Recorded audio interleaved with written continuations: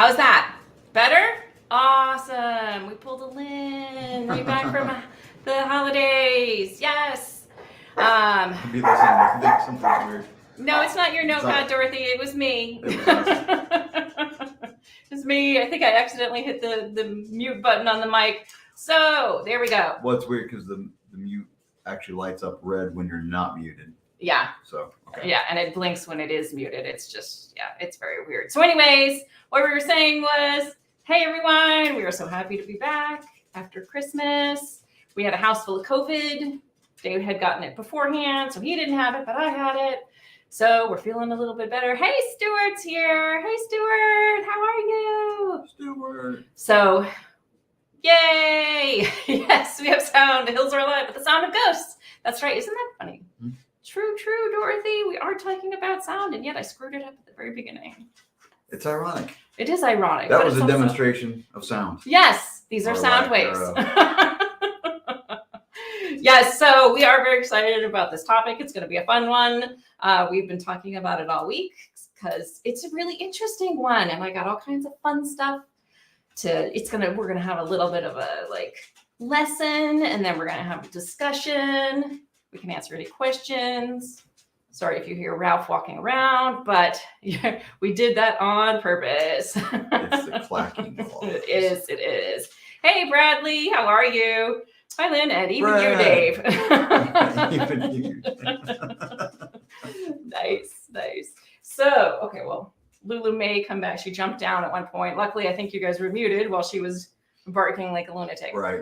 So, you're welcome for that. Yes. Okay. So we are going to be talking about, we named this one, the sound science of ghosts. And that's because we are going to be talking about sound, actual sound waves. And what does that have to do with the paranormal? Have any of you guys ever heard of the fear frequency or the ghost frequency? Anyone? Well, if not, you're going to learn all about it tonight. And then we're also going to talk about sound with regards to EVPs. So those are fascinating as well. And we have a potential EVP of our own to share with you from when we went to, I think it was almost 2 years ago now, wasn't it? The Ohio State Reformatory. Yeah, probably. Crazy. So we'll share that towards the end, but it's going to be a fun night. Okay, so at the beginning, though, we are going to very briefly go back to school. Yeah. Wow! Mm-hmm. So all objects naturally vibrate at specific frequencies. This is called resonance frequency. And if you apply that same frequency from an external source to the object, it can cause the object to vibrate even faster. Now, you might be wondering, why am I telling you about resonance frequency? Well, this has to do with the fear frequency that we were talking about. So, hey, Amy. Hi, Amy. All right, so what is the fear frequency? Let me tell you a story. You may or may not have heard of this, even if you know about the paranormal and you dig it. You may not know about one guy named Vic Tandy, and this wasn't all that long ago. But he was kind of credit him with the discovery of the fear frequency. So now he wrote a paper, and I'm going to be talking about two different articles, and both of them are going to be linked down in the description below. So if you guys want to go and read the articles yourselves, you can. But the first one is the story of Vic Tandy and how he kind of discovered this. It was written by Vic himself and a man named Tony Lawrence. It was in the Journal of the Society for Psychical Research. So sit back, grab a drink, grab a snack. Let me tell you the story of Vic. So Vic Tandy was an engineering designer. And at the time of the incident, he was working for a company that manufactured medical equipment. They manufactured things like anesthetic equipment and life support, that type of stuff. The company's business was in the design of anesthetic or intensive care. So there was always some piece of equipment that was wheezing away in the corner, and that's important, and I'll tell you why. So when Vic heard suggestions that the lab was haunted, of course, this was the first thing he thought about. Oh, we have life support machines. They're making noises constantly. It's kind of an eerie thing to think about. Maybe that's why people think that this is haunted. One morning, however, none of the equipment was turned on, and Vic arrived just as the cleaner was leaving, obviously distressed because she had seen something. Now, Vic was a hard-nosed engineer, and he put it down to, they had some cats that roamed around this place. It's a weird engineering facility. But anyway, so I like cats. it could have been cats. It could have been moving pressure hoses because, as the pressure fluctuates, the hoses can move sometimes in like ventilation machines and such, or some sort of just weird lighting effect. It was I think it was in like a garage of some sort.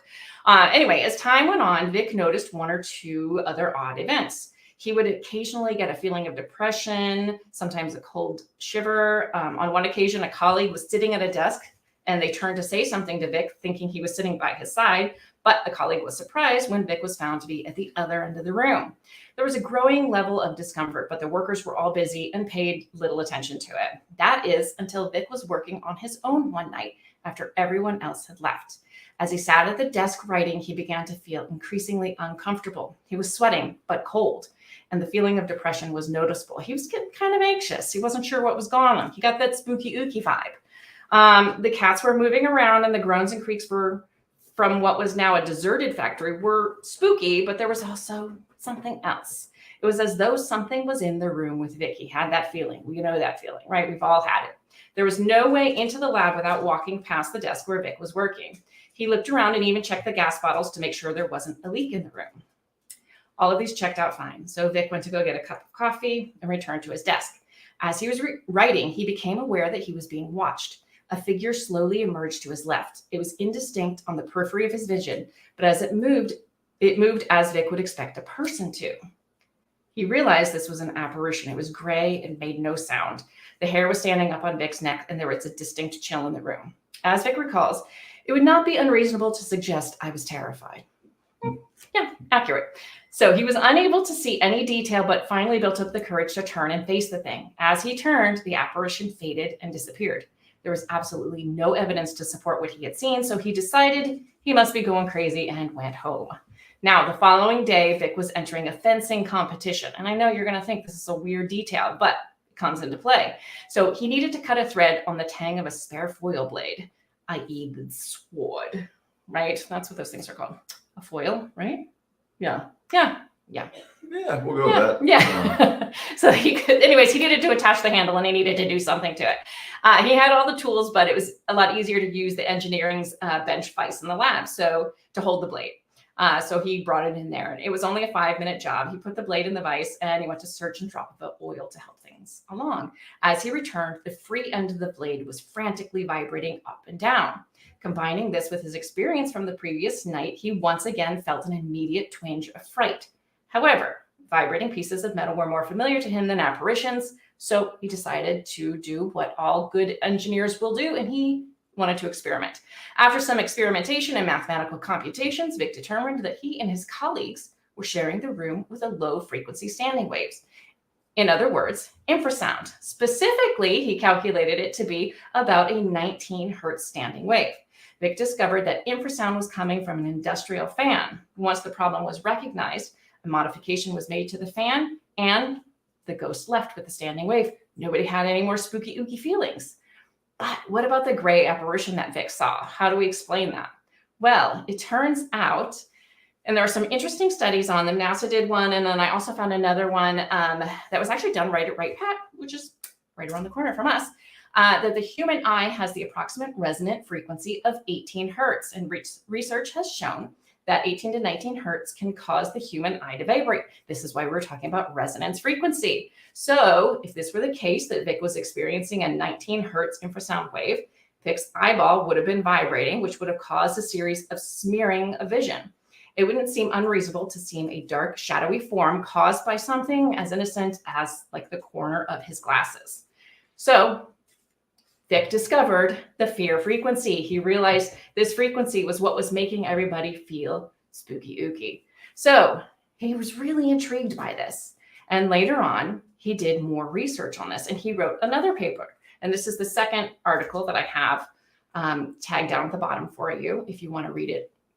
But to summarize, Vic discusses in this article the opportunity to research a 14th century cellar where hauntings had been reported. The cellar is adjacent to Coventry University beneath the Tourist Information Center there, which is built on the site of a 14th century house. It is the strange experiences of some of the visitors to this cellar that prompted the investigation. A number of stories began to emerge from several witnesses. In 1997, Coventry tour guide Colin Cook accompanied a Canadian journalist touring Britain into the cellar.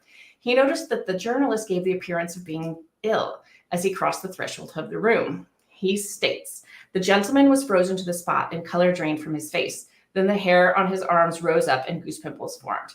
Concerned for the man's health, Mr. Cook asked him if he could be of any assistance. The journalist described a feeling as if a balloon was being pushed between his shoulder blades, an intense feeling of a presence. Eventually, he reported that seeing the face of a woman peering over his right shoulder. Mr. Cook was unable to feel or see anything, but the visitor had become ashen and looked very unwell. So he became seriously concerned for his health, and they suggested they return to the information center. The journalist recounted his experience to the staff in the center and exhibited the physical symptoms for some time before recovering. Mr. Cook also gave details of a Latvian gentleman who experienced a strange feeling upon entering the room. He described a feeling a presence, a cold chill, as if there was a ghost in the room, but there was no physical manifestation. I didn't see anything. I just got the spooky ookies. A husband and wife visiting from the U.S. were also accompanied by Mr. Cook and entered the cellar together. I'm seeing a pattern here. Mr. Cook seems to be the one where all of this stuff is happening. There are other tour guides. Excuse me. So they entered the cellar, and the woman stopped on the threshold of the room. She claimed to be experiencing a very strong feeling of a presence and described it as barring her way. Now, we've seen this, right, on different paranormal shows. I know I've seen it. I'm sure you guys all have too, where they're like, I feel as though like something is keeping me from coming in. Neither her husband nor Mr. Cook experienced any phenomena. However, the woman became pale and refused to enter the cellar.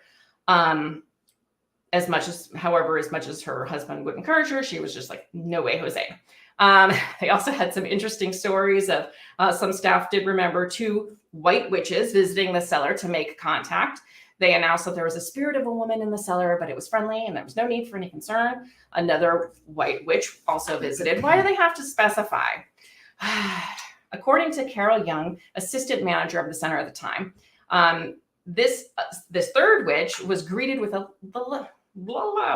less charity by a presence and frightened to death by the experience. So apparently it wasn't a friendly experience for her. I'm so sorry, COVID. Mrs. Young, who acted as a tour guide, had firsthand experience of the apparition. She said she hated going down into the cellar. Hold on a second, guys. I'm so sorry. There was a very strong presence, as if she were intruding or disturbing something. There was a strange chill to the atmosphere. Hold on. Okay. A few breaks to take here. Yeah.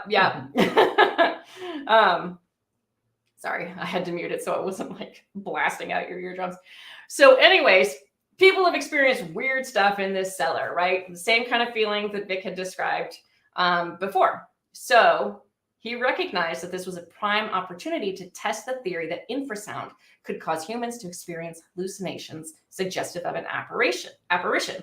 Now, luckily, located next door to the cellar was Coventry University, as we said before. And so it was easy to move measuring equipment in, and they even had a main voltage power supply.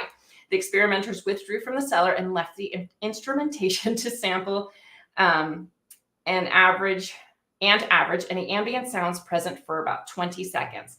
What they found was that the corridor had the correct physical proportions, because it also has to do with the, and if you read his articles, he goes into a lot more detail about the acoustical properties of a room, right, and the structures. Mm-hmm. So anyways, this cellar had the right ambient sounds, or ambient, what would you call that, structure? Yeah, exactly. It's like anything like a horn of a saxophone or anything mm-hmm. like that is, it's gonna resonate. So it's depending on the size of the room, the dimensions, whether the ceiling's vaulted or whether it's flat. Normally, when you're working with sound, you don't want any parallel surfaces. Most rooms have them, mm-hmm. so that's why you get a bunch of resonant frequencies, or at least one hot spot in the room that's really bad. Yes. So this place had all of those things, as Dave put it. And they found that the proportion, it did resonate at 19 hertz and consistently so for several hours. So they must have left it in there for more than just the 20 seconds, but so sorry, everybody. So this is super fascinating, right? So one of the things that paranormal investigators, whether you guys are some or you know of any, one thing that that you should keep in mind is that this is a possibility, that if there are these weird spooky feelings, that there is a possibility that it could be infrasound causing these things. Now that's not going to take into account like everything that people experience. Like if there's a drawer opening, I don't know that infrasound can move objects, but I don't know if it can do some of the things like opening and closing doors and you know, some of the other kind of weird things we see, scratching people. Infrasound's obviously not going to be scratching people. But you might be experiencing a combination of things too. You know, it's worth checking out, worth looking into. I mean, if you've ever been outside in the summer and an air conditioning unit kicks on outside, you know, you can even almost feel that in the ground. They emit pretty low stuff, and obviously you can hear them. So there's a bunch of frequencies in the range that we can hear, but it's going to emit subsonics and stuff too. From the fan, the motor, and all that. But you know, you never know. Yeah, and wind turbines have been known to create infrasound. So that's another thing. If anyone is investigating and there are wind turbines around, the equipment is very expensive, but you can rent it. I'm not exactly sure where you can rent it. I just did a quick Google search and there are a couple of different places that you can rent it. So if you're a paranormal investigator and you're wondering, could it possibly be infrasound? It's definitely something to look into. Tony has an interesting question. They say when you get a heavy feeling on your head, it means something paranormal. Is that true? I would say it could be any number of things. I mean, you know, something such as sound waves can cause weird feelings in your head. It can kind of make your head compress. It's like if you go to a concert, especially if it's like a popular thing to do is just kind of tune the kick drum or the bass drum to the room node, you know, find the resonant frequency of the room.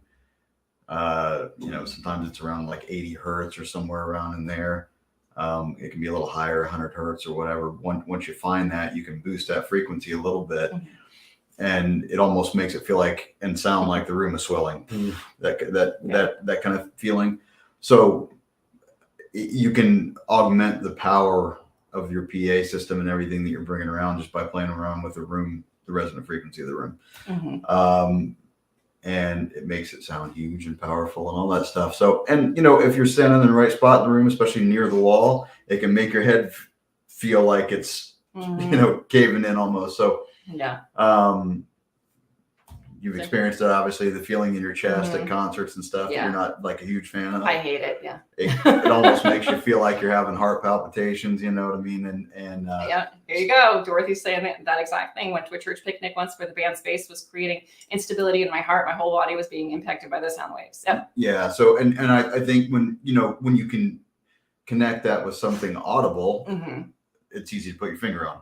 Right. But if it's something going on in the room that you can't hear and you're just feeling that way for no reason, I can see people thinking it's paranormal. That's a good point. We forgot to mention that infrasound is below the level of human hearing for the most part. 19 hertz is kind of borderline. Like some people say you can hear it a little bit, but usually there's other stuff going on, and so it would kind of drown it out. But so the normal healthy hearing range is 20 hertz to 20K. Yeah, that we can hear. So 19 is just outside. I'm sure there's people you can find that can hear it, but you'll find a good portion of the population that won't be able to hear it or won't even know that anything's going on. Yeah, just might feel weird. Yeah. So Tony's saying it always comes on top of his head like pressure. Now I have heard, having said all of that about sound waves, I have heard people who are, say, mediums or psychics, they do talk about pressure on their heads. Some people, for that is a signal for different things. I was just watching one thing where there was a woman saying she was a medium, and it was the thing we were watching last night. If she feels something weird in her stomach, it usually is a male, and if she feels it in her head, it's a female. So it may be something like that going on, Tony. I'm not sure. Yep. It could be paranormal. We're not here to debunk. We're just here to add complications. What we do. Suggestions. Right. No, well, it's good. You know, it's good to know these things. But infrasound is really, really interesting. In fact, they do use it in scary movies sometimes, like in movie theaters. They will add infrasound to it. You won't hear it, but that's what makes you kind of feel that like on the edge of your seat sort of feeling. Where you get really anxious during a movie. Sometimes they do add that to kind of enhance the spooky environment. Or maybe it was Christmas stress. That could be it too, Tony. I can do it. Absolutely. Hey, Eris. Yeah, so it is really, really, don't cats use it? Big cats. Yes, yes. Thank you, Epic. Yes, Elephants really. as well. Yes, elephants can feel it in their feet. Yes, that's lovely. Blue's emitting sounds right now. Yeah, that's infrasound coming from Blue. Yes, cats. Tigers roar at 18 hertz. I just read that the other day. And so that's why if you like are standing in front of a tiger and you hear a tiger roar, if anybody ever, it's awesome. But that tiger roar, you feel it in your body. That's why, because they have, even though it's audible, they somehow use infrasound. I don't know if there's different layers. Can you have that with sound? Harmonics. So you'll get 19 hertz and then all the resonant frequencies and stuff that, or I should say all the harmonics, which is what we really gravitate towards when we listen to anything, when we listen to music, when we listen to human voice. It's all texture. And we like texture. To hear just a sine wave is pretty boring to listen to. It's pretty bland. So harmonics are sort of where we live. We love hearing that. It's the reason why we love distorted guitar and cello and all these instruments that have a ton of texture. Saxophones, when the reed vibrates, that's what's giving a saxophone. It's kind of characteristic sound. And that's all harmonics. It's all, kind of logarithmic, as the frequencies stack up, you get octaves from there, and it just adds to the flavor. See, did you guys know it's very handy having a musician when you're doing paranormal investigating? Yep. Kinda. I mean, hey, Johnny Yuma and Lynn and Dave Hermington. Johnny always comes up with great last names for me. So that is, so if you've ever heard the fear frequency, and in fact, you can go on YouTube and Google fear frequency or ghost frequency, a lot of the time it's called, or even just 19 hertz. There are videos, and Dave and I actually did this. You can experience it yourself. Now, the one stipulation is you need to make sure, do you want to explain why they need specific headphones? Well, yeah, there's not, headphones are probably your best bet. You're not going to find a whole lot of audio equipment that'll go that low. 19 hertz is pretty low. They don't worry about it too much in audio equipment, like that has to produce a lot of volume because it takes a ton of power to move low end, and the amount of power you'd have to move 19 hertz at a higher volume, if we indeed could hear it, it would be a lot. So they don't worry about it. They're only concentrated in the spectrum we can hear. So headphones, though, they've got a frequency response that'll generally go lower and go pretty high. So if you get a good pair of audio headphones, you put those on, get a good seal on your ears. And when we pull up the YouTube videos, there's obviously tones available. And again, I think they've got the harmonics and stuff in there, the stuff that we can hear. But what you'll notice is the stuff that may be generating it as far as it can generate over YouTube and all that stuff. Even at a really low volume, it kind of like, it almost makes you cross your eyes, or you can feel the pressure on your head and stuff like that. With the headphones on, and that's not something you would get listening to normal music necessarily. Right. You can put a set of cans on and turn music up pretty loud, almost to the point you can damage your hearing, and it doesn't give you that pressurized feeling. So however they're able to translate that over YouTube and compression and all that stuff, it seems to be at least getting the effect of 19 hertz. Yeah, and I think they have that tone, like you were saying, like when we were listening to it, so people are like, so is something going on? Something happening, because otherwise it would just be silence. Right. But so Tony, so a quick way to find out, and we had to do this. We found out we had like 3 different pairs of headphones that will do it. I have Sony headphones, and they did it. But you can Google your specific brand of headphones and look up, what is it, frequency range? Yeah, frequency response. Yeah. Frequency response, and it'll tell you kind of the range that your headphones can play for you. Now, Chris had asked me, because she and I were talking about this earlier, about AirPods, and I meant to look it up, but I didn't. Do you think that like earbuds would be able to do it as well as a headphone? Yeah, because they're still small voltages that they're producing. They don't have to worry about volume. It's right next to your ear. That said, AirPods don't really seal all that well. Yeah. So they don't cup your ears and stuff like that. So I don't know, haven't tried it. I don't know if you get that sort of pressure sensation as much, but, and we did find like differences even with it because we had 3 different headphones and we tried all 3 of them listening to the same thing, and there were slight variations in them. But I will tell you, if you do listen to the 18, 19 hertz, a lot of times you'll find like 18.98 or something. It is a weird feeling your eyeballs vibrate. You can feel it. It was very strange. But I did notice, I don't know about you, but I noticed like when we were listening to it, because we wanted to try it out and see what it was like. I didn't see any ghosts, for anyone who's wondering. I didn't listen to it for a long period of time. I don't know if there's like, if you need to be exposed to it for a certain amount of time before you might start seeing things, or maybe I should try it with my glasses on, like Vic had his on. I mean, those guys were sitting in the office for probably hours with that thing. But he also had glasses on. So they thought it could be just like the edge of his glasses was like the smear that he saw. But anyway, you do feel your heart start like racing. You do kind of feel like anxious. I would feel, I'm like, my stomach was like a little like, it's that feeling of anxiety. That's what you get. And your head is, you can almost like feel your skull vibrating a little bit. And your eyeballs are vibrating. It's very strange. It's very strange. So it's a unique feeling. Some people might actually like it even. I mean, it almost feels like you're getting a head massage. But it does not. If you're not one of those people that likes, she's not crazy about it. Sensory things. and again, there are other higher frequencies that we can hear that can do that to you. Again, you go to a concert, you can feel that stuff, obviously, and you can associate it with the sound because you can hear it actually.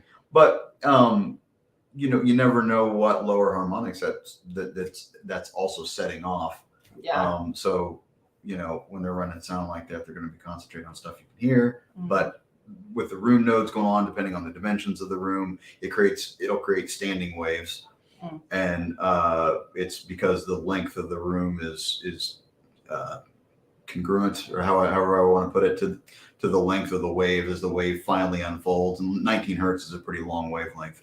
So it takes a while to completely unfold. But if you're sort of at the end of that, where it is, like at the back of the arena or whatever, or the back of the room, you might be in a standing wave and you're going to get way more low end than somebody who's not in that section. So it's pretty correct sound. We've really, I won't say messed up sound, but we by creating rooms, we've had to jump through all kinds of hoops to try to contain it. It's why when you go to concerts, you see all kinds of gear to take care of all those sonic problems. They try to make it so that people in the back of the room get about the same sound as people up front. So you got to jump through a bunch of hoops to do that. But that's where that stuff all comes from, because sound gets cantankerous, and when you're inside a room, there's a low frequency. It can mess with you. Yep. That is true. Hey, Simon. Not sure if you're back from cooking your chicken fingers for brunch, but hey, how are you? So good to see you. So if you are like me and you don't like that feeling that Dorothy was talking about, where you feel like the sound going through your body, stand behind the band. That's what I always do. You can still get the standing waves there too. You cannot. You cannot. She doesn't like the direct onslaught of the PA. I really don't. I don't like it. I don't like that like low bass, like you feel it like Dorothy. I can't remember how Dorothy described it. Like it was going through her heart. Like I don't like that feeling at all. Yeah, it's a little different. The head. I agree. I love getting my hair washed as well. It's a different feeling, that 19 hertz. But you guys try it out. If you have some headphones, like I said, just Google frequency response with your specific type of headphones. See if you can do it. If you can try it out. It's actually really, really interesting. I'd be curious to know too. If you do try it, let us know. Like comment later and let us know if you had any weird stuff. Hey, Tommy. So one of the things we were talking about that I want to do, and I think you're game to do it too, the reason we really were looking for these headphones is because what I want to do, so we're going to be doing some, and we're going to have our friends Mike and Haley. So any of you who watched me on Spaced Out Radio, you might remember Mike and Haley. They came on my show a couple of times. But we're going to be going and doing investigations at haunted locations. We're going to be going out. It's going to be so much fun. I get my night vision camera tomorrow. Can't wait. It's supposed to be here. So, but one of the things I want to do is test it at a location, see what we experience. And then after maybe a couple of hours, put on the headphones, play the 19 hertz. Does it kick up paranormal activity or presume paranormal activity or our perception paranormal activity? And that's another, people talk about things moving, seeing things move, doors open. And it's one thing if the door opens and then closes again by itself. Yeah. You get something going on in the room, like a sound wave or a vibration. Obviously it's going to move things, so. Yeah, but it's not going to be able to can the sound wave, we've seen videos of drawers being opened or cabinet doors kind of in the kitchen. Probably opening. Not. It would have to be pretty substantial. And it wouldn't have to be directed just so to really. Yeah. But, but when you're watching those paranormal shows, they try to debunk that stuff anyway. They try to see if it was a gust of wind, that might, especially if it's just a door that's already cracked and maybe it just comes open just a little bit. But yeah, sound can do that. If you've ever set your drink on a speaker, it doesn't take, if you're rocking, it doesn't take but a few measures for your drink to vibrate off. So, it's That's true. But some of the stuff that we've seen, I could see maybe a chandelier swing. I could see if you had really, I would imagine you would probably hear that much sound though that it would take to. Yeah, unless it's really low and subsonic. Or ultrasonic. Yeah. Right, or ultrasound. Not ultrasonic. Yeah, ultrasound. Just that's the other end of the spectrum. Hearing. Yeah, and ultrasound is above our hearing. But yeah, I think it's going to be so cool. I can't wait. I really want to try it. Yeah, it'll be fun. I know. It'll be fun. I'm so excited. Haley is dreading it. Mm-hmm. Haley, if you're watching this, you can do it. You will do it. No, I'm just kidding. Haley's going to be our tech person. She's like, I will drive you, and that's about it. Right. But Mike is game. She'll wait in the car. Yes. Haley will be in the car. She'll be our getaway person. She'll be like, when we come screaming, no, it'll be a lot of fun. We'll get her used to it. We will. So speaking of sound, so the other thing that we wanted to talk about when it comes to sound, obviously, and with regards to paranormal investigating, are EVPs, right? So what is an EVP? I'm sure you guys all know, but just in case you don't, electronic voice phenomena. Basically, it's when a sound is recorded or a disembodied voice is on your audio recording, but you didn't hear it when you were recording. In fact, Dave and I have one of these. So should we play that first or should we go into? Let's play it first. Yeah. You guys want to hear it first? Okay. So we got to set it up though. Yes, we will set it up for you. So this was at the Ohio State Reformatory, which is this really awesome old prison. If you guys are ever in Ohio, it's in Mansfield, Ohio, right? Yeah. Mansfield. Yeah. And it's really, really cool. They do tours. They also do ghost hunts there. I think they do them. It's not heated. So I looked because I wanted to do one. I think they start back up in March or April or something. So it goes from March or April through October or something like that. Because it is pretty chilly in there. But so we were there, and this is where they filmed the Shawshank Redemption. So if any of you have seen that and you remember that prison, that's the Ohio State Reformatory. So they have these little, you do these self-guided tours as well as tour guides, but we did the self-guided one. And they have these little stations where, you press a button and you hear a recording of someone telling you about this particular part of the prison or a story about the prison. And so this is what we were doing. And I just happened to have my phone. We didn't have any special equipment. And I just kind of had my phone on record. I was standing there holding it as we're talking, as we're listening to these things. And then later kind of went back and listened. And there is one part now, if you want to hear it, and I'll tell you right before I play it, you're going to need to turn your volume up pretty high because it is fairly quiet. We got it as high as we could. We didn't want to distort it or anything. So we tried to raise the volume as much as we could, but we, it is still fairly quiet. So you'll hear the narrator say something and then came rehabilitation. Yep. Something like that. Rehabilitation is the word you're listening for. Right after that, you will hear a whisper, and hopefully you'll be able to hear it. So I'll play it through a couple of times, but if you want to hear it, jack your volume up. And it starts actually before he ends the word rehabilitation, and you hear kind of a, I won't tell you, but right. Yes.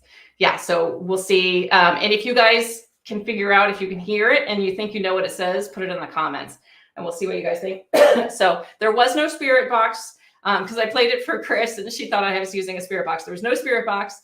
It was just this recording, the narration of talking about what they were doing with the prisoners. So listen to rehabilitation and then right after that. All right, let me do this. Turn your volume way up. Then came rehabilitation.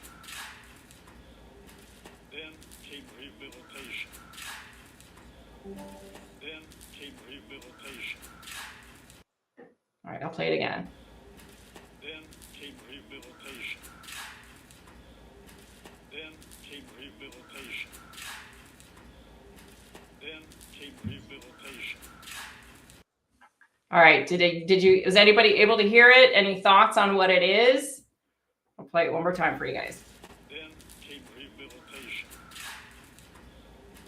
Then came rehabilitation. So it repeats like 3 times. Came rehabilitation. All right, I don't know if anybody was able to hear it. So if anybody was able to hear it, any thoughts on what you think it might be? Yep. Rehabilitation. And then you hear it's 2 syllables. 2 syllables. You can hear us walking on the ground, and there's somebody closes something right after that. So There's a little clank. yeah, clank. But it's something we didn't notice at the time at all. No, we didn't hear it. We were by ourselves at this particular little like stand listening to this. Mm-hmm. I mean, there were other people in the prison, but we were by ourselves. And when you hear on here, we tried to get it as loud as we could on here. On my phone, you can actually hear it. I wonder if I play it on my phone, if I play it right up in the microphone. Try it. If you have headphones, if you've got headphones on as you're listening to it, it sounds like it's sort of right there, like like almost over your shoulder. So it's something I think we would have noticed. Yeah. At the time, we would have looked at each other. Maybe, did you hear that? What was that? Especially with what it says, we would have been like, "What the?"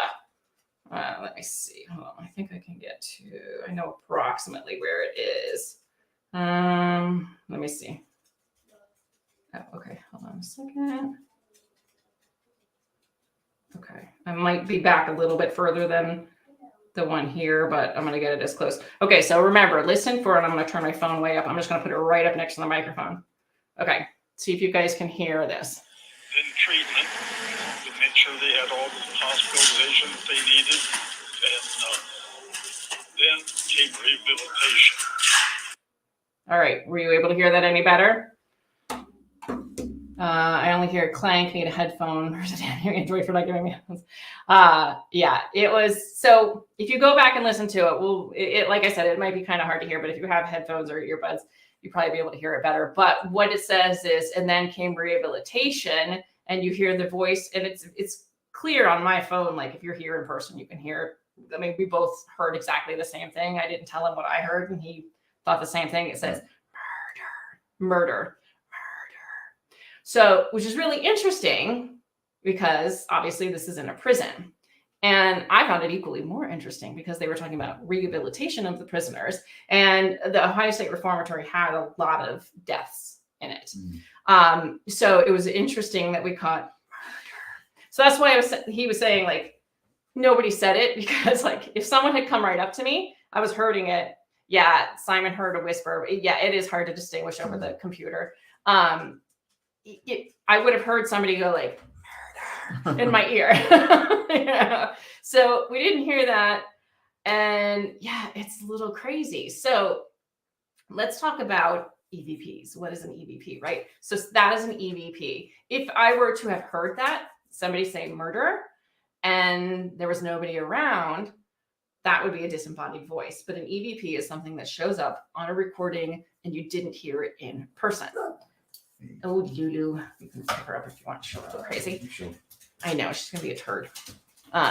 So while Dave is playing Catch the Lulu, she's such a jerk.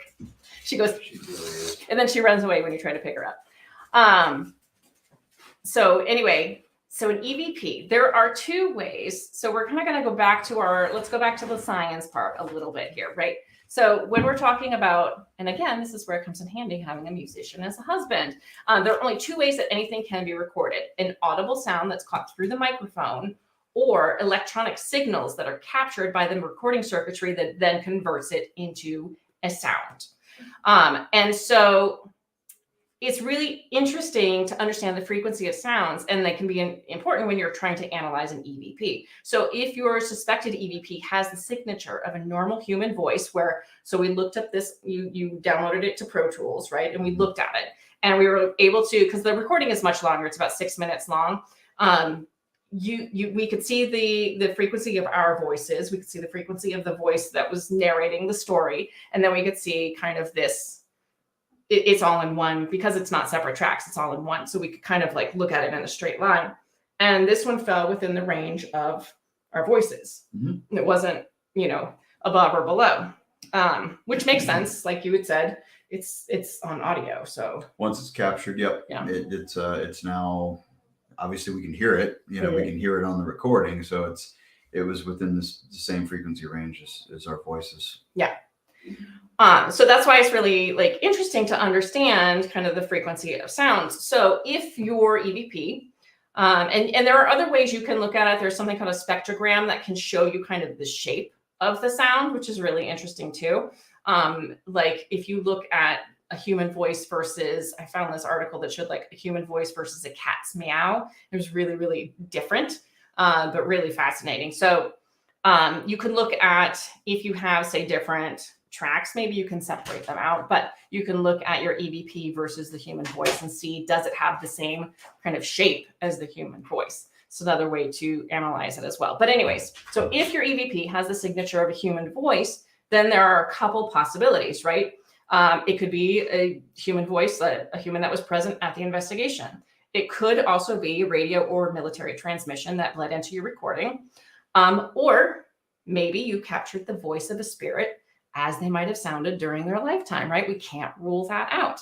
Now, you can catch a voice that's higher or lower pitched than a normal human voice, and there are ranges for the normal human voice. Males usually have about an average of a certain range, and females have an average of a different one. And so if it's higher or lower pitched than a normal human voice, it could be an example of auditory pareidolia. So we all kind of know, especially in ufology, we know about pareidolia, right? Like how our mind likes to create recognizable images in something that isn't. So when we see shapes in the clouds, that's pareidolia. So auditory pareidolia can happen as well. Your brain is trying to comprehend what it's hearing, and it may make, something that is just a sound into a word to try to identify it. Excuse me. So it could be that if it's not within the normal range of a human voice. Or there's also the possibility that there's some strange, just kind of quirk in the recording that messed with the voice's pitch. That's also a possibility, right? Or, and this is my favorite, perhaps the spirits don't communicate using the voice they had when they were alive. So maybe there's just something in the way that it's input that causes it to be with, outside of the normal human voice range. But either way, the question remains, why don't we hear it when it's recorded? And I find this super fascinating. Lou could probably hear it. Lou can hear it. But my thought is perhaps they use non-human voice range sounds to manipulate the recording device. And then they somehow, I don't know if they somehow have an understanding, they must, if they're able to do this, to use electrical signals to simulate a human voice on the recorder. So if we ourselves, right, we all are, we have electrical signals that go through our body, right? And so when we die, that electricity has to go somewhere. So if perhaps spirits are made of that electrical energy, maybe they're able to use that to manipulate a recording device. And that's how we get voices on our recordings that we don't hear with our ears. Yep. Yeah. They're not sound waves. And it could be, the mics that the phones are using and all that stuff these days are little condenser mics. And they run off voltages, so it's possible that if you can manipulate that voltage, the mic sort of reacts as if it's hearing actual air compressing, and sort of almost thinks it's a sound at the time, and that's why it comes out on a recording. And then once you got it captured, then it looks and acts and sounds like a human voice. So, I could manipulate it with EQ, stuff like that, just like I could anybody else's voice. But yeah, it's not something you hear at the time. So it could be electrical. That you're manipulating that. Interesting. I think it's absolutely fascinating. Dorothy has an interesting thought. Makes me wonder about overlapping time streams, past bleeding into the present through sounds. When it comes to the paranormal, that's something I always wonder about too. Is it like overlapping time streams? Are we seeing someone as they're living their lives in their present? Is there some sort of overlap for a moment, and do they see us and do we look like ghosts to them?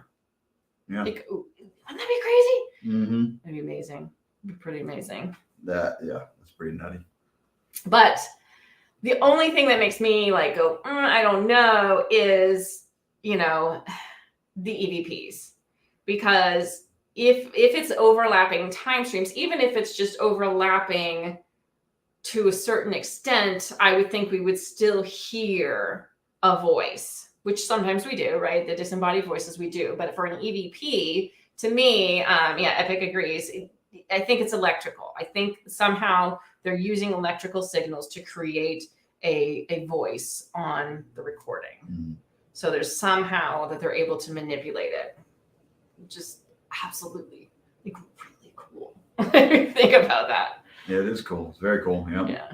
So that was pretty fun. Like when I was, and it's funny because like I said, we went there about 2 years ago and I was listening to the recordings because I was thinking about the show. And there was another one that I had gotten, and I was using a spirit box at the time, and you can hear it say Ann Lynn. But it's very fast. And my name, it's one syllable. That could easily be any number of things, like a snippet of a radio transmission. So that one I was just kind of like, I don't know.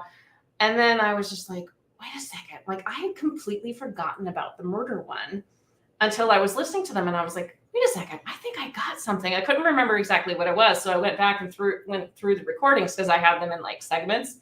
And when I found that one, I was just like, yes, this one's so good. Because it's like, I wish you guys could all be here in person to hear it. It's just like, it's so good in person. You can hear it so well. Yeah, I boosted it 6 dB, but I should have done more. But that's okay. But yeah, I mean, if you've got headphones, you can plug them into your computer. You can probably hear it. Yeah, you should be able to just turn it way up. You should be able to hear it. Because it's not. I wouldn't say it's subtle. I mean, it's definitely audible. It's definitely there. It's just more of a whisper. Mm-hmm. So it is a whisper, yeah, but it's not like it's not difficult to hear it. I mean, we can hear it without headphones. Just listening to it through the phone, you can hear it. Yeah. It's not like there are some, and for those EVPs that are like, and they have different classes, class A, B, and C, but the ones that are kind of like you're really struggling to make out what it says, I tend to just kind of throw those out. Like to me, those don't really. They're not as good as if like you have several people listening to the same one and kind of all get the same thing. Mm-hmm. That to me is much more. Yeah, those are cool. Those are fun. Yeah, it's much more impactful if everybody's hearing the same thing, right? Because you're not. It's not that auditory pareidolia, and we're not all like kind of coming up with what we think it is. We're all hearing the same word. Yeah. Which is pretty crazy. So we've had several people now like listen to it who've all heard murder. Mm-hmm. So. And then you have to consider the context of it. Yes. I mean, if we had been standing there in a prison where people had died and we got, our EVP said, we thought it said vanilla ice cream. Probably just, that's probably more of a pareidolia thing where we're just hearing, Mm-hmm. But yeah, the placement of it and it seems to fit. So it's fun. It's cool. Yeah. To get something like that. Yes. Epic. Thank you. Yes. You were wording it much more succinctly than I did. Carries more weight. Thank you. It does carry more weight if the same people are hearing it. And you make a good point too with EVPs because, sometimes it can be radio frequencies that your phone is picking up that maybe we just can't hear, like that can happen. And usually those are going to be more fragmented. They're going to be snippets of things. Like it's going to be very fragmented. You can get military transmissions. We live literally like at the end of our, end of the streets. block. Yeah. You can see Wright Pat. Like, Mhm. that's right, UFO people. We are right next to Wright-Patterson Air Force Base. Yeah, so like it's possible we could get military transmissions here. But again, you're kind of they're gonna be different sounding. I doubt that the military guys are gonna be going in their transmissions. Like maybe if they're messing around with each other, but it's usually going to be like orders. Sometimes it's going to be spoken in code. It's going to be short and so yeah, yes, epic, yes. Oh, you are? Oh my gosh, we'll have to get together. Okay, Yeah, cool. All right, DM me. So that's so cool. Maybe you could come with us if you want to go ghost hunting with us. So those are things to take into consideration. It can be those things, but look at the context of what you're hearing. Like Dave said, if we were in the prison and we heard like ice cream, maybe I'd be like, maybe not so much. Then what would we go on? Ice cream? Ice cream? Yeah, that makes sense for the prison. True. That's where you have to check yourself. Yeah, you just have to approach it. Like, no, it's an ice cream. Like if the voice had said, Lulu, then understandable. Clearly that's a ghost because they know Lulu. Everyone knows Lou. She's a monster, maybe, not a ghost, but she's infamous. Mm-hmm. She's infamous. We were just talking before we started. Lulu has been with me for every single show that I've done from Spaced Out Radio on. She is always here with me every time I do a show. But yeah, so take into context, if you have an EVP and you're like, okay, I don't think it sounds like a radio transmission because it's not like, a fragment or a segment. Doesn't sound like, we all kind of know what radio broadcasting sounds like, right? It has a specific sound to it. It has a specific like cadence. You don't think it's a military transmission. Okay, now you have a word. We have the word murder. Does that fit within the context of what we were doing, what we were talking about, where we were at? Then, and only then, you can look at maybe this is an EVP. Yeah, Dogface has a good point too. I've worked with two-way radios for over a decade. I highly doubt it would be from interference. You hear all types of stuff, and if someone decides to be silly, they usually can't help themselves. I've been working with microphones for since I was 10 years old. Yeah.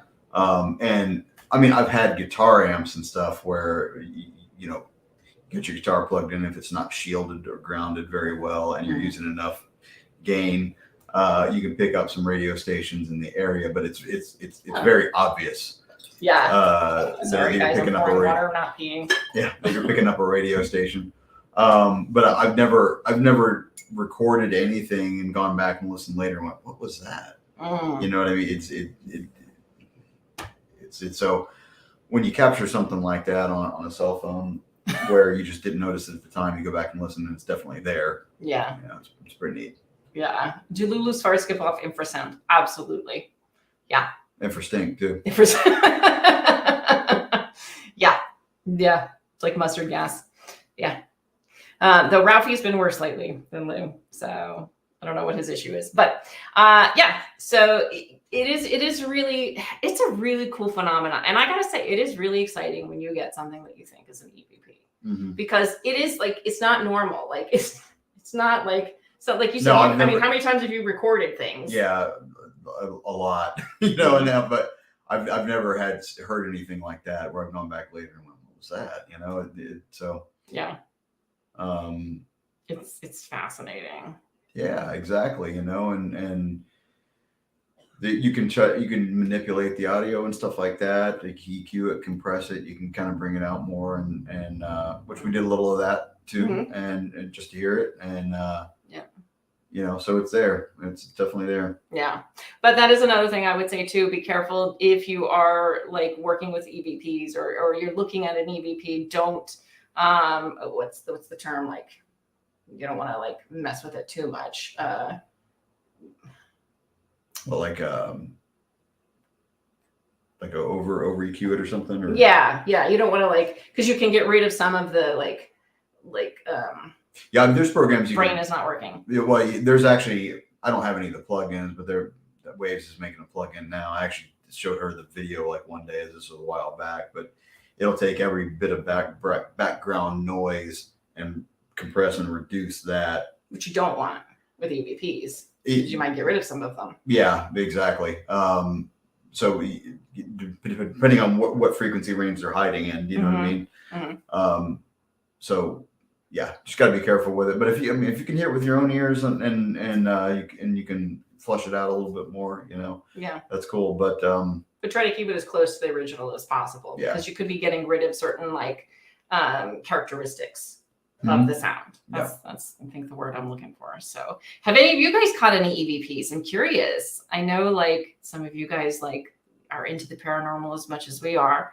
I'm really curious. Simon. Okay, so Simon, I do have a question again. So you worked with two-way radios for over a decade. So two-way radios, is that like a CB, or is that what's a two-way radio? Yeah, like CBs and stuff. Were you working with ham radios at all, or is that what I'm just curious what a two-way radio is? Just back and forth kind of. Okay, or could be walkie-talkies. Would that be considered a two-way radio too, or no? No, I'm not big in the industry. Dogface will. Yeah. All right, Simon, let us know. For it, yeah. So you highly doubt it would be interference. Highly doubt it would be from interference. You hear all types of stuff. Okay. Because I know with baby monitors, this is my only other experience. Not being a musician, with baby monitors, sometimes you can catch someone else's baby monitor. I have had that, and it is kind of creepy to hear someone else talking to their baby through a baby monitor. A little creepy. Gotta say, yeah. But you figure out what it is pretty quickly. So that's interesting.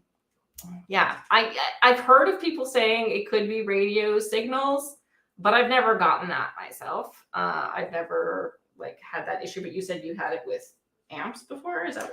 Yeah, when I was younger, amps. Now I use a wireless unit, wireless in-ear unit every time I play, and I've never even got any. They're pretty good about parsing out the frequency bandwidths on those things. So I mean, I played on Wright Pat Air Force Base. I played in casinos where they use a lot of radios and stuff like that to communicate, and never had any interference out of that. Even I've never even gotten a on Wright Pat. Yeah, even that's on awesome. Wright Pat.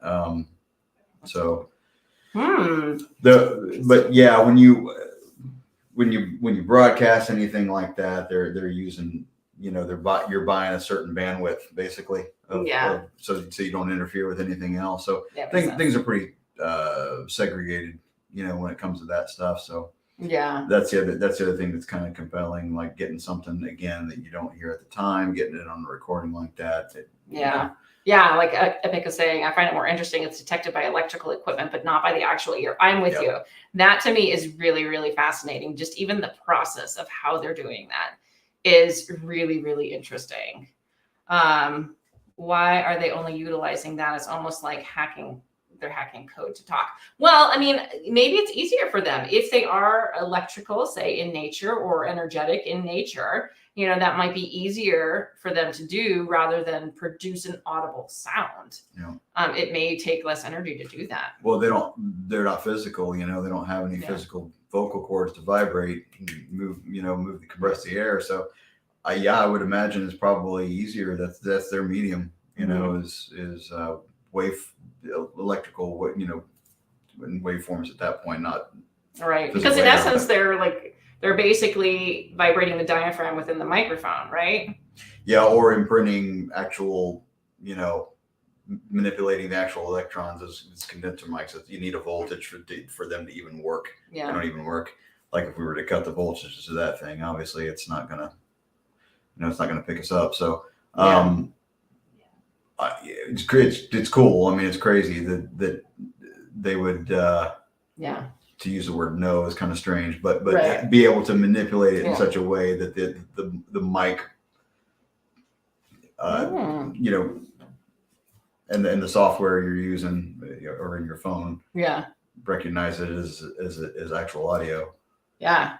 Now this is an interesting thought. So people who can see spirits, is it electrical sensitivity that they might have?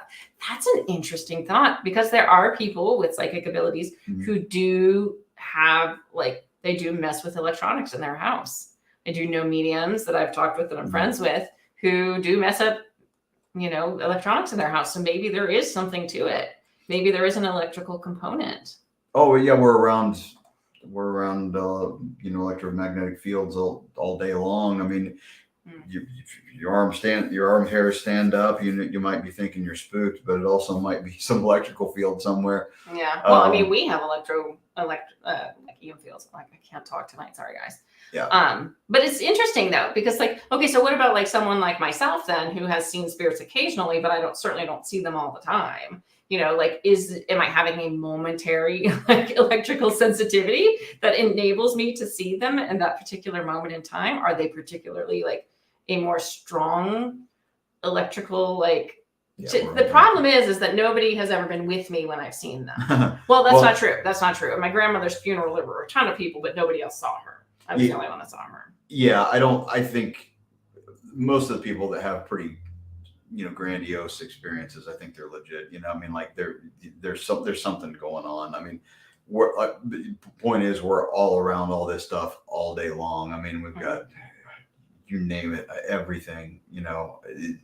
We're around radio frequencies. We're getting bombarded with this stuff. I mean, just the if an appliance goes wacky, it can give off some pretty strong stuff. So that's true. Radiation. So yeah, we're around all of it all the time, and obviously we're all not seeing things, right? So there's something going on, and they may be able to manipulate that field.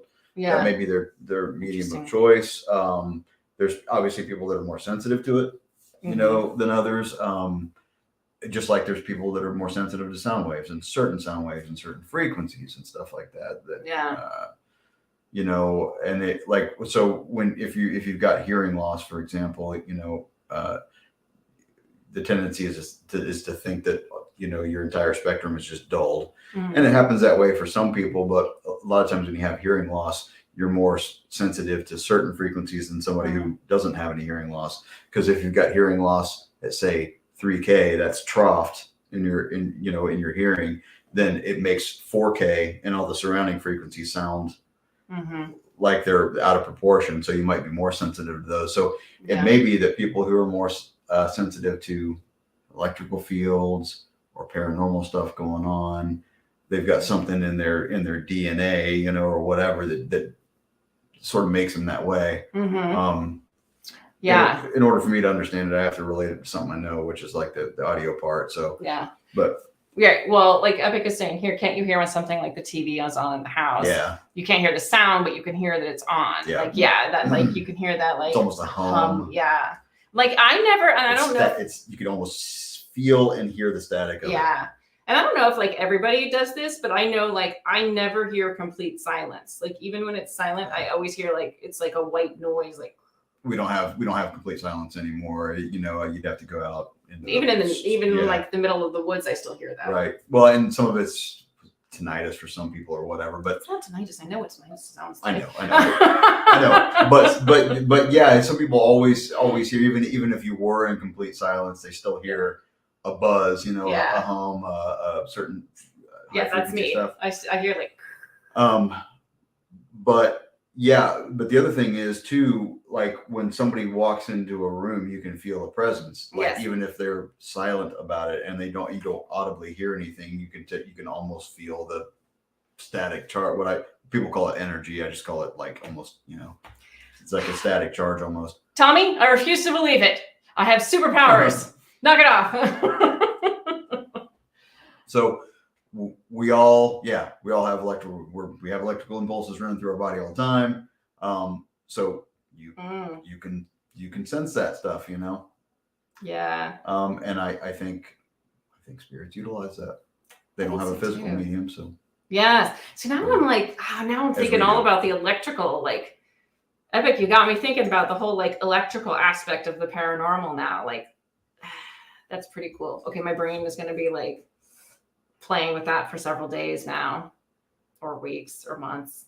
Probably months. Let's be honest. Now I'm going to come up with new experiments we can do at paranormal sites. I damaged my hearing with my Marshall stack. Yes, that's how it happens with us. Yeah. Oh, poor Tommy. Yep. And sorry. And then Simon too. Simon is tinnitus from music. Is it tinnitus or It's tinnitus, Tinnitus, right? yeah. Yeah. For music. I heard beep. Ugh. I've had that like when I'm sick. It's the worst. I feel so bad for anybody who has it like permanently. Dorothy, I've heard people say this. I don't know. I've also heard people say like that some people who get it sometimes like it's they're getting a download. I don't know. Like, I mean, I think if you have it constantly, it's probably just tinnitus. But like if you have it like, I mean, I don't know. I think everybody gets it occasionally, right? Like I know I've gotten it occasionally. Like I Yeah, I don't you have. can get it from having the cold. You can get, you know. I don't have what I consider bad tinnitus because it doesn't keep me up at night. I'm not one of those people that like constantly focus on it, but I'm never completely silent either. Yeah. So Well, I think it's probably just the the nature curse of a musician. Yeah, and the nature of the times these days. I mean, we're Yeah.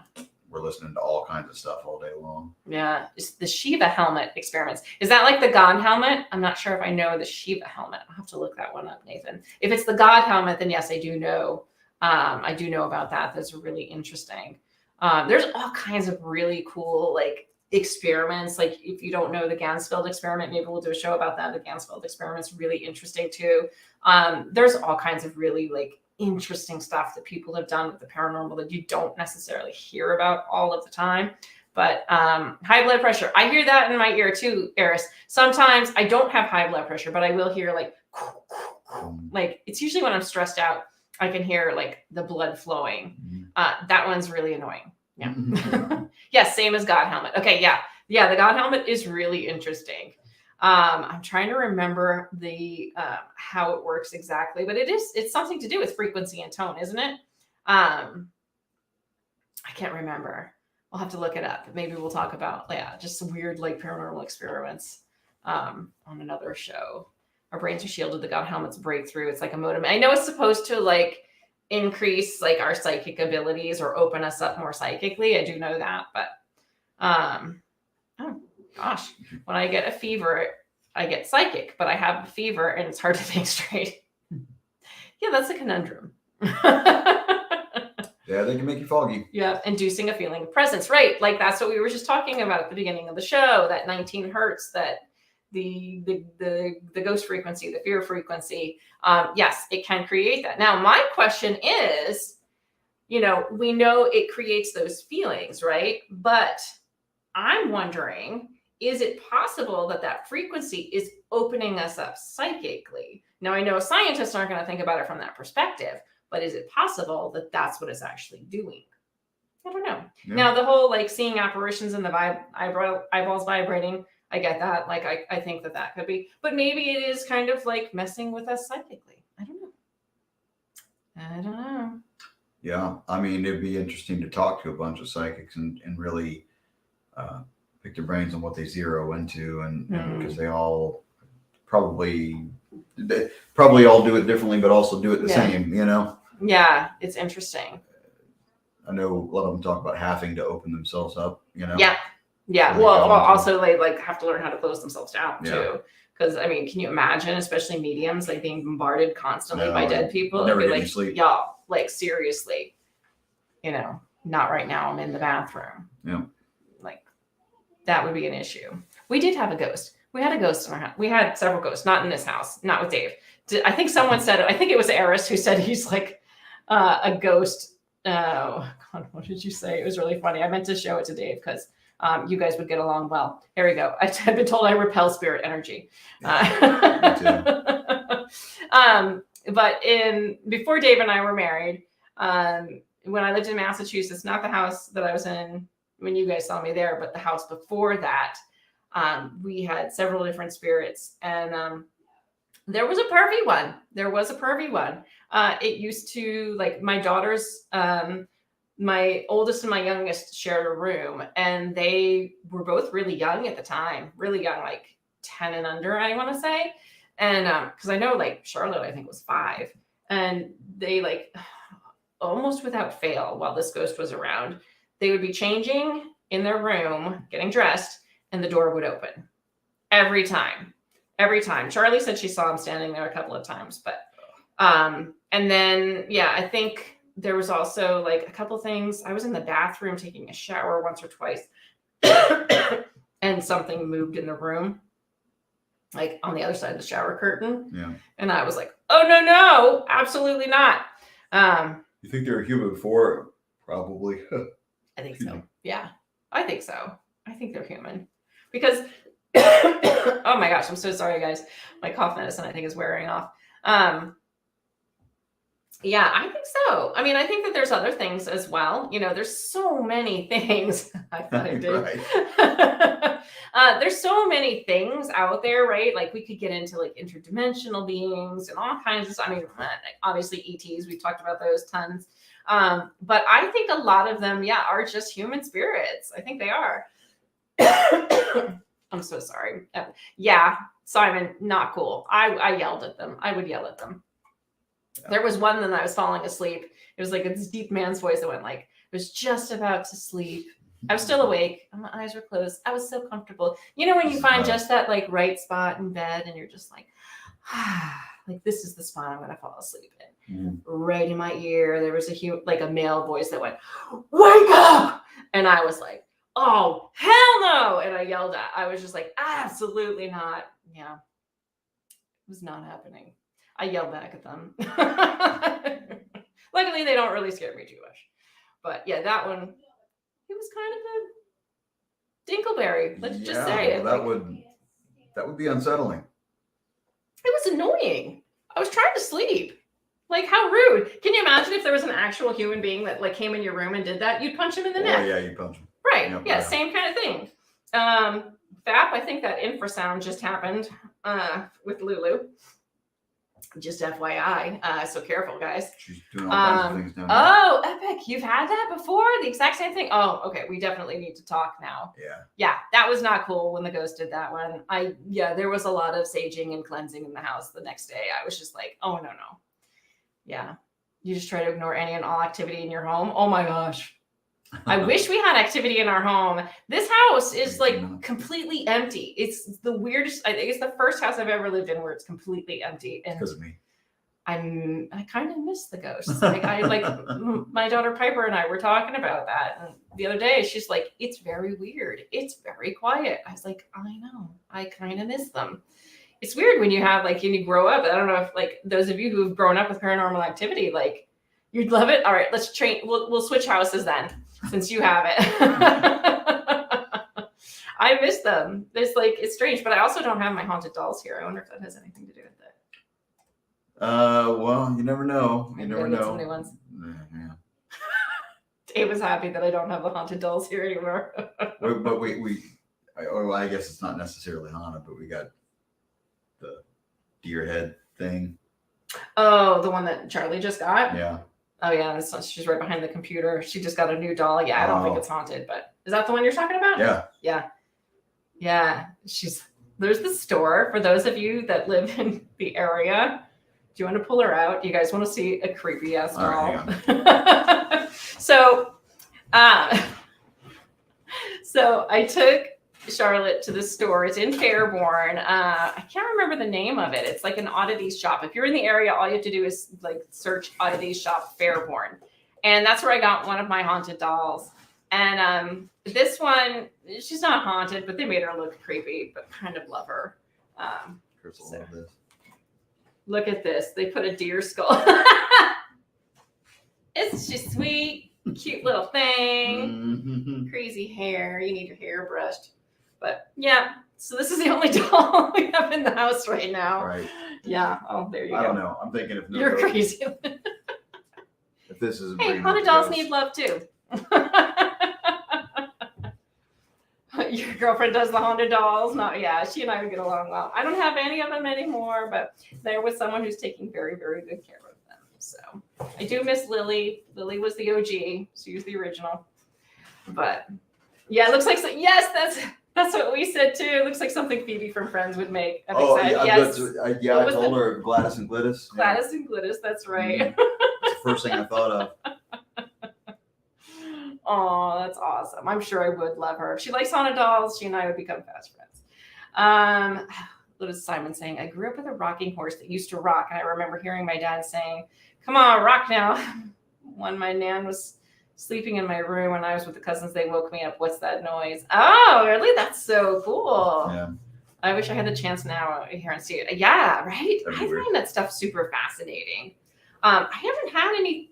I'm trying to think if I have. Oh, no, I've had things that moved. Like they turned the washing machine on one time. But yeah, but not much. Not much. I haven't had like a lot of movement. I would love to see something like that, though.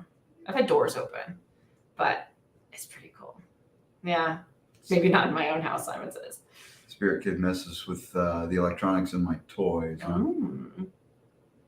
When my kids were really, really little, in their toy room, occasionally, like we would have their toys go off, you know, when nobody was there, and their motion activated toys. Yeah. But I was just kind of assumed that it was like just a weird, like electrical, like quirk or something. But you get radio. Oh, Epic gets random radio turn-ons and random toy turn-ons. See, I think we need to investigate Epic's house. Yes. Good.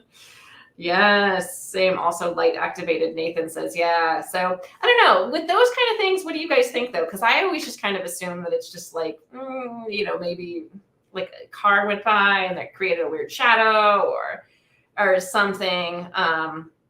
Yeah, I don't know. With the toys, I have a harder time. Like, I just kind of assume that it's just like some weird electrical like quirk. We had an Elmo that hadn't been used in like 2 years and just started going off. I had an Elmo go off one time too, and that's creepy. It's creepy because it's Elmo's voice. I just ignore it. A dragonfly settled on my finger and just stayed there for like 20 minutes soon after my mom. Oh, really? That's so sweet, that's cool. Dorothy. I love it. And I love dragonflies too. I try to claim my psychic space like a nerd. No, that's good. I think it's good to block it out too, because like, you're right. You know, especially with ones in your house, you got to be careful, like how much you interact with them too. Because the more you interact, the more they're going to interact, I think, depending on what's there.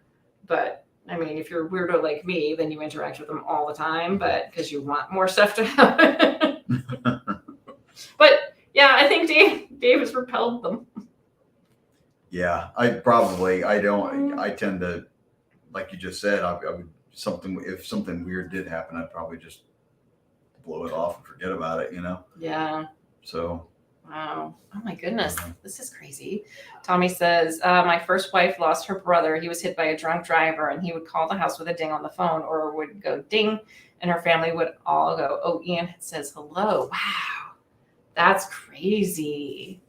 See, I love stuff like that too. Like, I find it really like, there's so many stories. Like, almost everybody has a story, right? Of something like after someone's passed away, that some sort of encounter, in which I find absolutely like fascinating. I've had it too. I've had it twice now. Once when I was like 3, my great grandmother, and then a couple years ago, my grandmother passed away, and she came to me in a dream. I didn't know she had passed away at the time. But yeah, it's crazy. I've had many pass away in the last 3 years, every October with me and my sister. That's stuff going on around the 20th. I don't know what that time signifies, but for 2 years now. Interesting. Did any of them pass away around the 20th? Like maybe it's an anniversary, or were their birthdays around the 20th? There's got to be something to that if it keeps happening on the 20th. Hey, Claude. Oh, Claude. Thank you so much for being here. The family was reassured, and it went on for years. That's so cool, Tommy. Wow.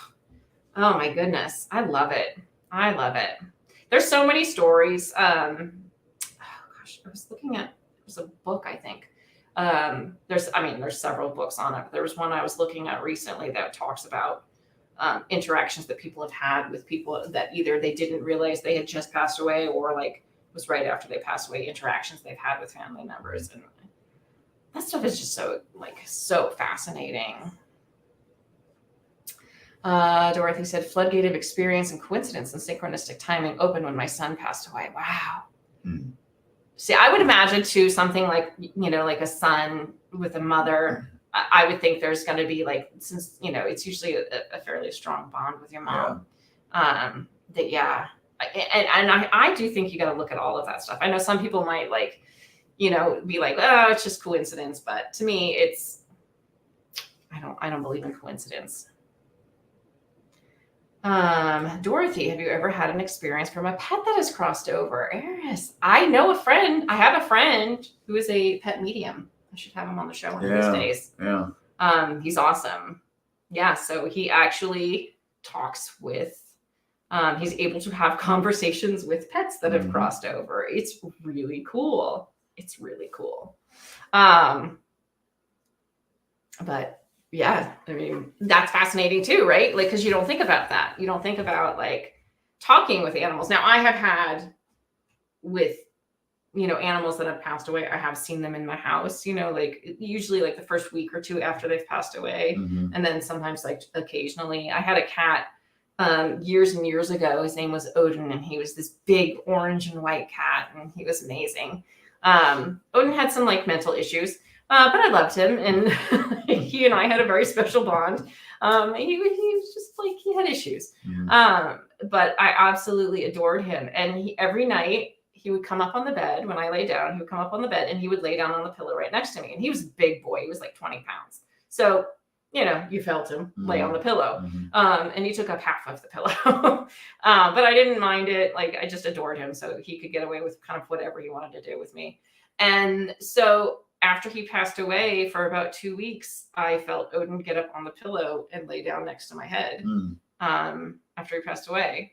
So that was it was crazy, but it was also super comforting at the same time too, because it was kind of like, you feel almost like it's their way of telling you that they're okay. Yeah. Let's see, what's Tommy saying? I lost a dog and I could hear her walk on my hardwood floor for a few months after she died, or maybe I was hearing things. I think you were hearing her. I think so. Oh God, are we going to hear that with Ralph after he dies? Oh my God, that old man. He's never going to die. Well, neither is this one. No, evil lives forever. Lulu will be around forever. But Ralph, he's not slowing down. But can you imagine if we had that? Like Ralph is in the house. The claws, the clacking claws. It's funny because you can, and I'm sure those of you that have like multiple dogs, you can hear, like, you can tell the difference between the two. Because Ralph is like, and Lulu's like, yeah. Ralph's got a much slower rhythm. It's a definite rhythm too. He's bigger. Yeah. I mean, he's not huge. He's a Westie, so he's only like 16 pounds, but he's not, 8 pounds that Lulu is. But oh my God. Oh my gosh. Simon, that's crazy. My cat meow at the door once, and when I opened it, I saw a little black shadow thing come near my feet. Did you have a cat that had like passed away? So did you have a cat at the time that you heard meowing, or had you had a cat pass away and then you heard the meow and saw a little black shadow thing? That's crazy. Wow. Oh, she was a Pomeranian, Tommy. They're so cute. Yep. They are so cute. Oh my gosh. Wow. Okay, I'm curious, Simon. Now I want to know, did you have a cat at the time alive? Crazy. Dorothy has a question for you, Dave. Coming from a music background, Dave, do you ever feel your songs come through some other place, or is all that beauty all in your head? Beauty all. It's true. I sometimes I think you've probably heard this before, but sometimes the song kind of writes itself. I never thought of it like coming through another place, because I think you said you were a teacher too, Dorothy. Yeah, I think when you teach, you get, obviously you teach music, so you can break it down. There's elements to it. There's certain moods that you go for specifically, and what chords, what modes, what notes are going to give you all that stuff. So I don't think of it as anything like super ethereal. I'm very sort of purposeful when I write. Yeah. Musician. Oh, that's right. I think Dorothy was a music teacher. Weren't you, Dorothy? Yeah. Okay. Yeah. So I guess the short answer is I don't feel like it comes from a different place. It's probably not very, it's not very. Or the ethereal. Yeah, right. Exactly.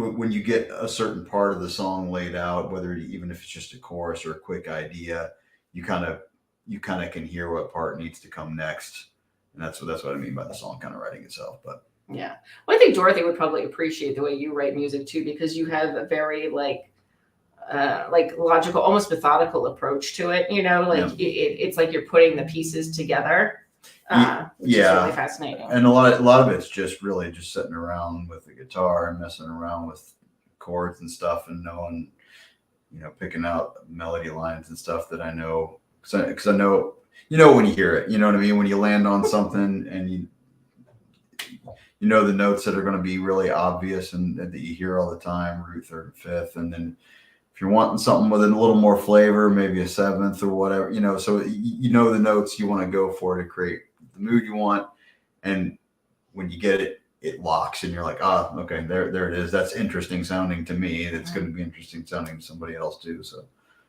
yeah, but that's cool. Like, especially like someone like me who doesn't come from, like, I played, like in the concert band for like 6 years, but who didn't in high school, but like don't consider myself a musician. Like you have a really interesting way of like breaking down music that I never would have like thought about it from that perspective. So yeah, like tonight I wrote kind of specifically for sort of this channel and all that stuff, and I knew what mood I wanted and all that stuff, and it came out how I wanted. It kind of sounds kind of almost eerie at first when it comes in, but I love it. It's great. It's a good song. But everybody does love Ripple Effect too. I love Tonight. It's like I just feel like there might be rioting, especially from Chris, if I remove Ripple Effect. That tune came out pretty well. That was one I didn't expect for it to come out quite that well. I don't mean that in a toot my own horn kind of way. You just, as you're layering this stuff out and you're tracking it out, like it starts to sound better and better. And you're like, oh, this is coming out, that may be an example of the song sort of writing itself or whatever, you know what I mean? This, Ripple Effect. Yeah. But I will say, like, Tonight definitely does have a different quality to it than Ripple Effect. Like Tonight, I think I said it like when I first heard it, I was like, this one reminds me more of you than any other song. It's not like as like I can see kind of like the craftsmanship of the other songs, whereas Tonight almost has a more like creative vibe to it. Yeah. Not to say that your other songs are creative, but you know what I mean. Like I got you. Okay. Was Dorothy saying? Ultimate goal of musicianship: total independence, inner eyesight of notation, and inner hearing of whole pieces. In other words, musical literacy. Yeah. I'm not talented enough to like hear an entire song in my head, all the parts laid out. I have to get on Pro Tools and part stuff out and try things out. It never. It's like doing rough drafts on a paper or something you're writing. You always edit, you always change stuff, and so I'm not Mozart or Beethoven. So I need to track stuff out. Well, that's okay. Everybody has their process, right? Yep. True. So, well, that was her teaching specialty. There you go. You and Dorothy could have quite a few conversations, I'm sure. It'd be really fun to talk. Yeah. Yeah. All right, cool. Well, if you ever want to talk music, Dorothy, you've got my email. Send me your number. You guys can chat. I had fun with this conversation. I hope you guys did too. Epic, you like planted the seed in my mind. Mm-hmm. Now I'm gonna like think about the electrical aspect of the paranormal activity now. That's awesome. Simon used to sing your songs in the shower when he heard it every weekend. That's awesome. Thanks, I love man. it. I appreciate it. That's awesome. And yes, everyone has their process. Mm-hmm. So cool. I hope you guys enjoyed us talking about sound and the paranormal. I think it's a really interesting topic that not everybody, maybe looks at. And I think it's a really like kind of interesting angle to check out. And there's so many things that we can talk about with paranormal that like all the angles are really interesting to me. I'm going to say that. But this one I found especially interesting because I get to like talk to you about it and you kind of help me see it in a different way because of your understanding of sound. So, yay. Oh, Nathan, that's so nice. Yes, please let me know what you think of it too. You reminded me of somebody in Ohio and I always wondered if you were related. Probably not. I'm not from Ohio. I have lived in Ohio in the past and obviously I live here now, but so probably not. Didn't you go to high school with somebody everybody thought you guys were twins or something? Yeah, but that was in Utah. Yeah, my doppelganger. Right. That was when I was like a freshman in high school, and she was, I think, a senior. And even our friends would get us mixed up. We looked that much alike. It was pretty crazy. It's weird. Yeah. She was my doppelganger. So, oh, good. I'm so glad. Dorothy loved the show. Great angle to cover, Lynn and Dave. Thank you. Well, you know, we're going to come up with all kinds of different things. If you guys have any suggestions or anything you want us to talk about as far as like the paranormal, anything. I mean, paranormal is a big topic that could cover pretty much everything weird, you know, spooky ooky. You know, let me know. Give me suggestions. Like I said, we're going to be doing some paranormal excursions. We're going to be going to some haunted places and filming that for you. Maybe we'll even be able to figure out how to do some of those live. That would be a lot of fun. But yeah, we'll definitely. I think what we're thinking right now is we're going to be filming them, and then we'll show them and discuss them. And so that way it's still live and interactive, but we'll kind of make a video and then show it to you and discuss it with you guys. And then we're still going to do some Paranormal Spirits episodes as well. Whenever Caitlin is able to do it. Yep. So she's going to be joining us again. Always good. Bob Perkins made it. Hey, Bob. So yeah, that's it. So thank you guys so much for joining us. We will be here again next Thursday. Well, I will. You probably won't be here Thursday, right? Because you have practice next Thursday. Anyway, yeah, something like that. Yes. Right? So Dave may or may not be here, but I will be here. Oh, Crowley's here too. Hey. So yeah, I will be here. We're going to be doing every week, Thursday, 9 p.m. This is going to be our new time slot. So we'll be covering something fun. I think Caitlin is actually going to be with me next week. So that'll be cool. Maybe if we can get a Paranormal Spirits episode, we're going to try and film some her and I similar to the old ones. And then, you know, we'll play and discuss. But if not, we will definitely still find something fun to talk about. Caitlin loves the paranormal too. So all kinds of fun things. All right. Well, thank you so much, guys. I love seeing you here. Like, so happy that we kind of got this back up and running again. I've missed you all. So thanks. And I hope you guys have a great night. And thanks for joining us. Crowley is late, but that is okay. He made it. All right. Have a great night, guys. Bye. See ya.